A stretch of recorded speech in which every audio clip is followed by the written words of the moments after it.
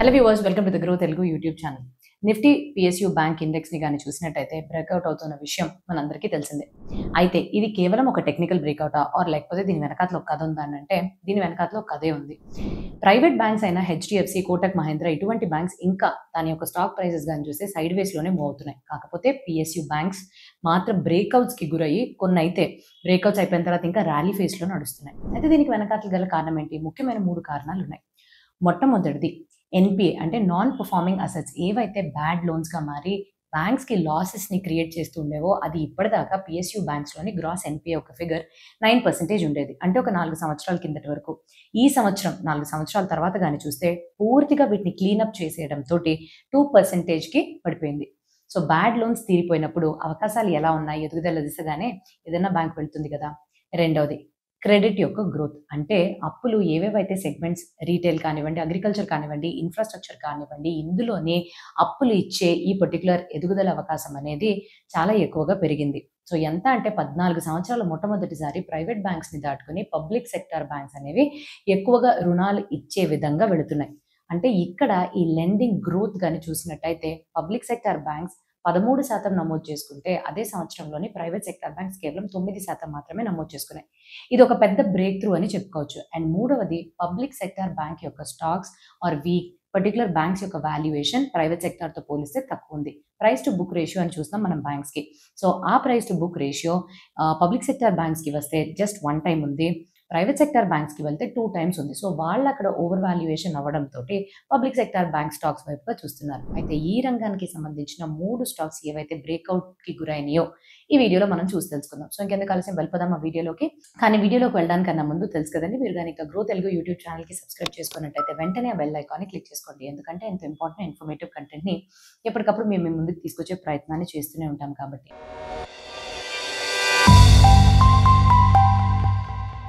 నేను C హిరణ్మ and ఈరోజు మనం చూడబోయే టాపిక్ ఏంటంటే ఏవైతే 3 పిఎస్యూ బ్యాంక్ స్టాక్స్ ఏవైతే ఉన్నాయో బ్రేక్అవుట్కి గురైనవి. మొట్టమొదటిది ఇందులోని మనం చూడబోయేది కెనరా బ్యాంక్ గురించి.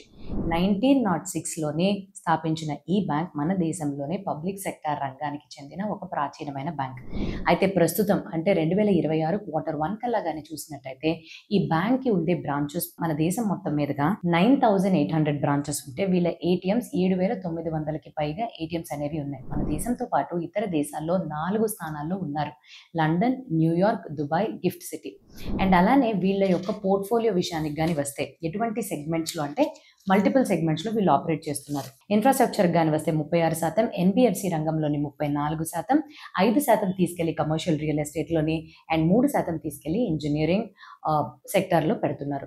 అండ్ అలానే ఆర్ఏఎం సెగ్మెంట్ అంటే retail, agriculture and MSME loan segment కానీ వస్తే గత సంవత్సరంతో పోలిస్తే ఈ సంవత్సరం 15% గ్రోత్ అనేది చూస్తున్నారు. సో అందులోని కూడా క్వార్టర్ పరంగా కానీ చూస్తే ఈ ఆర్ఏఎం సెగ్మెంట్ మొత్తం టోటల్ లోన్ బుక్కి ఎంత శాతం కాంట్రిబ్యూట్ చేసిందంటే ఈ క్వార్టర్లో మాత్రం 58% కాంట్రిబ్యూట్ చేసిందంటే గత క్వార్టర్తో పోలిస్తే 2% పెరిగినట్టుగా తెలుస్తుంది.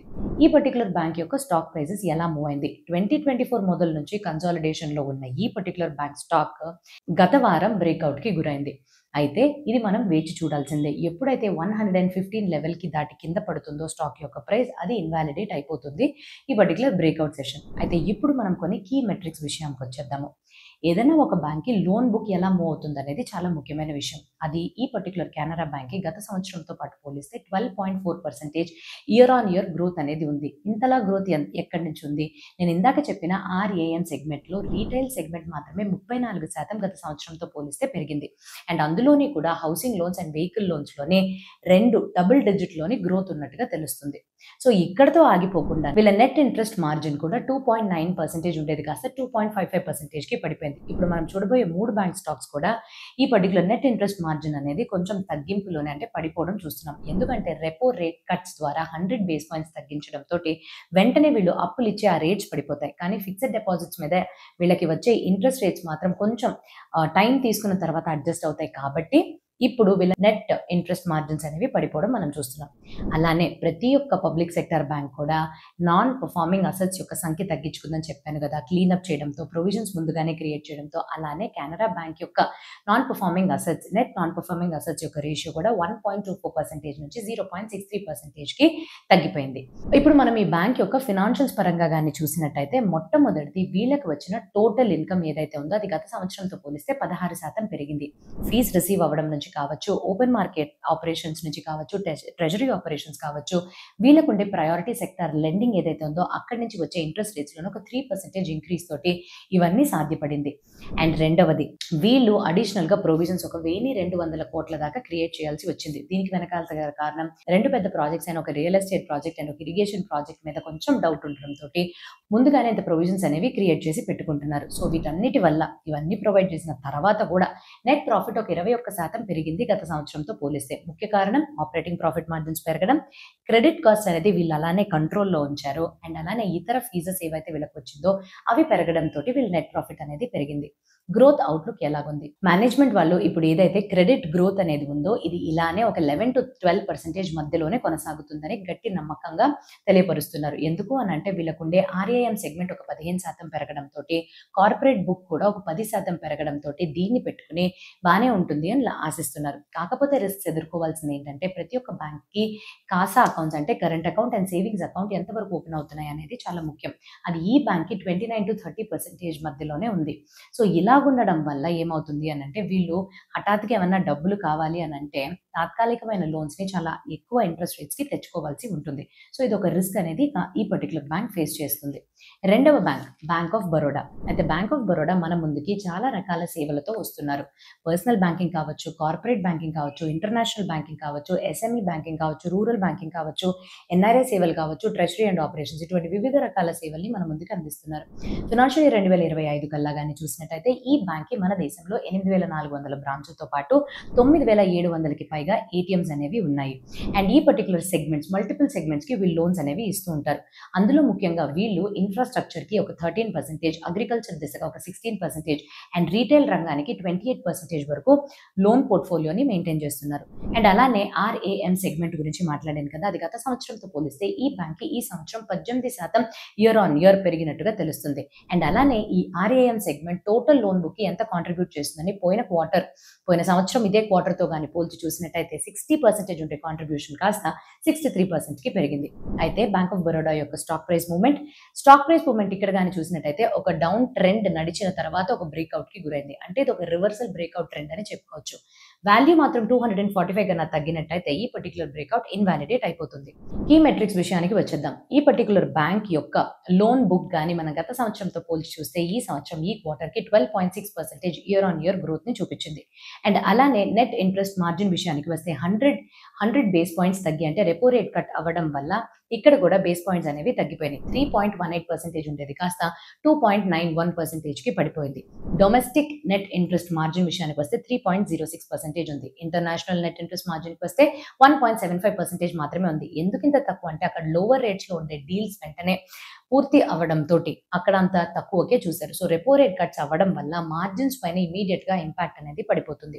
ఇక్కడ కూడా నెట్ నాన్ పర్ఫార్మింగ్ అసెట్స్ విషయానికి కానీ వస్తే వీళ్ళు కూడా పోల్చి చూస్తే గత సంవత్సరం తోటి 0.69% ఉండేది కాస్త 0.6%కి తగ్గించుకున్నారు. అసెట్స్ ని క్లీన్ చేసి క్వాలిటీని పెంచుకుని స్లిప్పేజ్ అవ్వకుండా అలాగే రీటైన్ చేసుకోవడం వల్ల. ఫినాన్షియల్స్ విషయానికి కానీ వచ్చినట్టయితే ఈ ఆర్థిక సంవత్సరం Q1 లోని వీళ్ళ యొక్క పర్ఫార్మెన్స్ కొంచెం మిక్సెడ్ గా ఉందని చెప్పుకోవచ్చు. నెట్ ఇంట్రెస్ట్ మార్జిన్ విషయానికి వస్తే అది ఫ్లాట్ గానే ఉంది. లోన్స్ ఎంత మాత్రం పెరిగినప్పటికీ కూడా ఇక్కడ net interest margin repo rate cut వల్ల 3.18% నుంచి 2.91%కి తగ్గిపోయింది. అలానే మిగతా ఇన్కమ్ ఎలాగొచ్చింది బ్యాంక్ గత సంవత్సరంతో పోలిస్తే 19% పెరిగినట్టుగా తెలుస్తుంది. ముఖ్య కారణం దీనికి ఫీజ్ ఇన్కమ్ అవ్వచ్చు అండ్ ట్రెజరీ ఆపరేషన్స్ వల్ల వచ్చిన అదర్ ఇన్కమ్ కూడా దీనికి కాంట్రిబ్యూట్ చేసింది. ప్రొవిజన్స్ విషయానికి వస్తే వీళ్ళు అసెట్స్ ని క్లీనప్ చేసే ప్రాసెస్ లోనే ముందుగానే ప్రొవిజన్స్ క్రియేట్ చేసి గత సంవత్సరంతో పోలిస్తే 40% ఎక్కువ ప్రొవిజనింగ్ చేసి పెట్టారని తెలుస్తుంది. వీటన్నిటి వల్ల నెట్ ప్రాఫిట్ అనేది ఈ సంవత్సరానికి 27% తగ్గిపోయి 3,469 crores వద్ద స్థిరపడింది. ఉంది. అయితే గ్రోత్ అవుట్లుక్ ఎలా ఉండబోతుంది? బ్యాంక్ ఆఫ్ బరోడా ఒక ఆర్ఐఎం సెగ్మెంట్ విషయానికి గాని వస్తే 2-3 సంవత్సరాల క్రిందట ఇది లోన్ బుక్ కి 57% మాత్రమే కాంట్రిబ్యూట్ చేసేది. కానీ ఈ సంవత్సరం 62.7% కాంట్రిబ్యూషన్ కి చేరుకుంది. సో మేనేజ్మెంట్ వాళ్ళు వచ్చే 2-3 సంవత్సరాల్లో ఇక్కడ డిమాండ్ బలంగా ఉంటుంది కాబట్టి దీన్ని ఇంకా 65% వరకు పెంచాలి అనే ప్రణాళికలు వేసి మన ముందుకు తీసుకొస్తున్నారు. కాకపోతే ఎటువంటి రిస్క్స్ ని ఫేస్ చేయాల్సి ఉంటుంది. నేను ఇందాక చెప్పినట్టుగానే వీళ్ళ యొక్క నెట్ ఇంట్రెస్ట్ మార్జిన్స్ పైన ప్రెషర్ అనేది ఉంటుంది. ఎటువంటి రేట్ కట్స్ అయినప్పటికీ కూడా ప్రొవిజన్స్ పెరగడం తోటి ఆ పర్టికులర్ ఎఫెక్ట్ అనేది షార్ట్ టర్మ్ లోని వీళ్ళ మార్జిన్స్ పైనే పడుతుంది. ఇప్పుడు మనం మూడవ బ్యాంక్ గురించి తెలుసుకుందాం, ఇండియన్ బ్యాంక్. 1907లోని స్థాపించబడిన ఈ బ్యాంక్ మన దేశంలో పబ్లిక్ సెక్టర్ యూనిట్ కేటగిరీలో ఒక మీడియం సైజ్డ్ బ్యాంక్ కింద ఉంది. సో వీళ్ళు రీటైల్ కానివ్వండి, కార్పొరేట్ బ్యాంకింగ్ కానివ్వండి, ట్రెజరీ ఆపరేషన్స్ ఇవన్నీ సేవల్ని కూడా వీళ్ళు మన ముందుకి అందిస్తున్నారు. అయితే ప్రస్తుతం కానీ చూసినట్టయితే ఈ సంవత్సరం Q1 కల్లా వీళ్ళు మన దేశంలోని 5,900 బ్రాంచులతోటి అలానే 5,400 ATMs తోటి ఆపరేట్ చేస్తున్నారు. అండ్ మన దేశంతో పాటుగానే వీళ్ళు విదేశాల్లో కూడా ఆపరేట్ చేస్తున్నారు. అండ్ మల్టిపుల్ సెగ్మెంట్స్ కి వీళ్ళ యొక్క పోర్ట్ఫోలియోని మెయింటైన్ చేస్తున్నారు. మొట్టమొదటిది ఇన్ఫ్రాస్ట్రక్చర్లో 10%, అగ్రికల్చర్లో 26%, రీటైల్ రంగంలో 22%. అండ్ ఇలానే RAM సెగ్మెంట్ ఇక్కడ కూడా ఈ బ్యాంకు కూడా గత సంవత్సరంతో పోలిస్తే ఒక 16% పెరిగినట్టుగా తెలుస్తుంది. అండ్ అలానే కాంట్రిబ్యూషన్ పరంగా ఈ సంవత్సరం మొదటి క్వార్టర్లోని లోన్ బుక్ కి RAM సెగ్మెంట్ మొత్తం 65% కాంట్రిబ్యూట్ చేస్తున్నట్టుగా తెలుస్తుంది. ఇండియన్ బ్యాంక్ యొక్క కీ మెట్రిక్స్ విషయానికి కానీ వచ్చినట్టయితే లోన్ బుక్ అనేది గత సంవత్సరంతో పోలిస్తే 11.5% మధ్యన ఇయర్ ఆన్ ఇయర్ గ్రోత్ చూపించింది. సో మేనేజ్మెంట్ వాళ్ళు చాలా నమ్మకంతో 10-12% మధ్యలోనే ఇప్పుడు రాబోయే ఈ సంవత్సరంలో కూడా ఇంతే గ్రోత్ ఉంటుందని చెప్తున్నారు.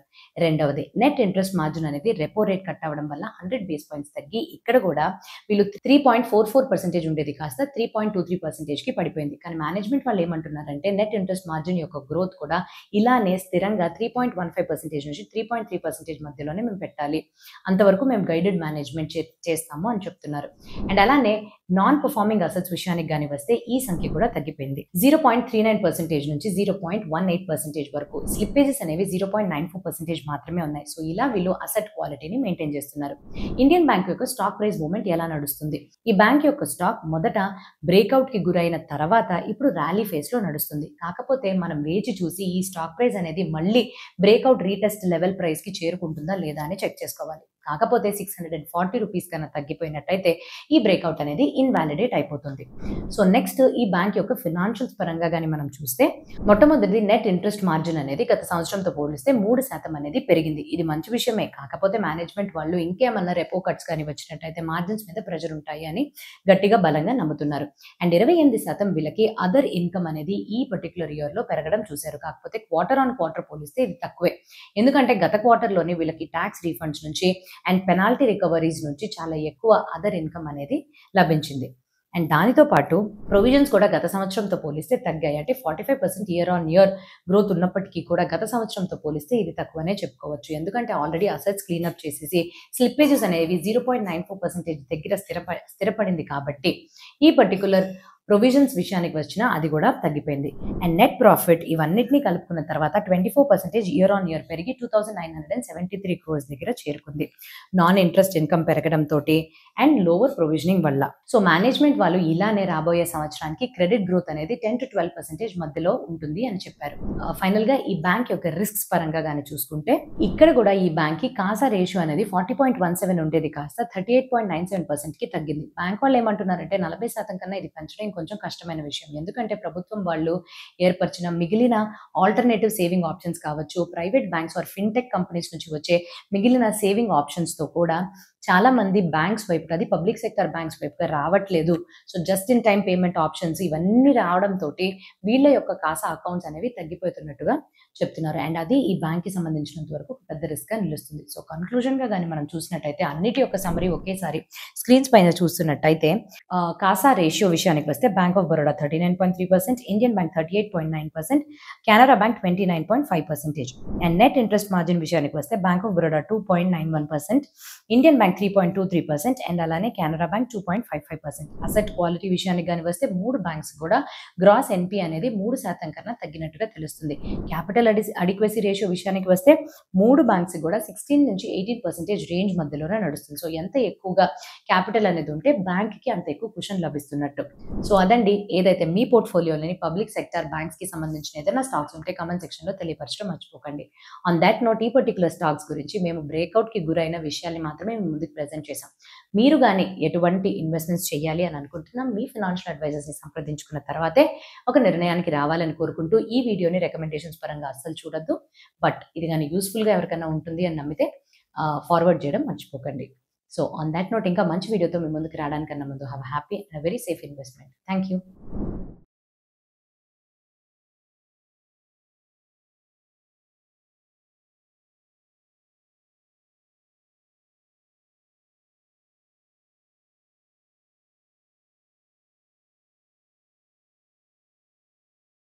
Investment in securities market are subject to market risks. Read all the related documents carefully before investing. Please read the risk disclosure documents carefully before investing in equity shares, derivatives, mutual fund, and or other instruments traded on the stock exchanges.